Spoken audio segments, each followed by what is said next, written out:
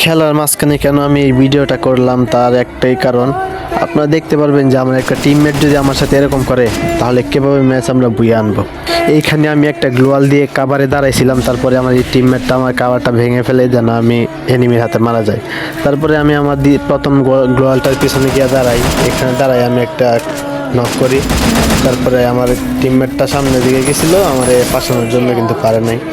তারপরে দেখেন আমি ওরে একটা গ্রেনেড মারবো। এখন এই গ্রেনেড মারা তো লাভ হয় না, সে সেখান থেকে সরে গেছিল আর আমি তাকে দেখে ইমোট দিতেছিলাম। আর আমার যে টিমমেটটা মারা গেছিল সেটা অনেক খুশি হয়েছে, খুশি হয়ে একটা ইমোজি দিল।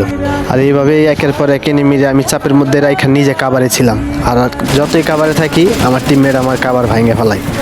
এই যে এখানে একটা গ্লোয়াল দিছিলাম, এই গ্লোয়ালটারে আমার টিমমেট ফাটায় ফেলাইছে।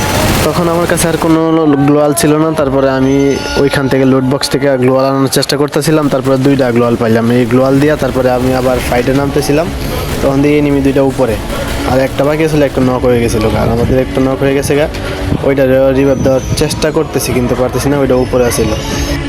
প্রথম 1-2 রাউন্ড যদি এরকম করে তাহলে মনটা মানানো যায়। দেখেন এনিমিরা 3 রাউন্ড নিয়ে নিছে আর আমরা 2 রাউন্ড। এরা যদি আমরা হাইরা যাই তাহলে ওরা বুয়া নিয়ে যাবো। এই সময়ে যদি এরকম করে মন মেজাজকে ঠিক থাকে বলেন। আর এখানে জোন শেষ হয়ে গেছে, তারপর আমরা জোনের ভিতরে যাইতেছিলাম। এখানে দেখেন আমি জোনের ভিতরে ঢুকমেই মাত্র গ্লোয়াল মেরা দিছে। এই সময় কেমনটা লাগে, ম্যাচটা ওরা জিতে নিছে।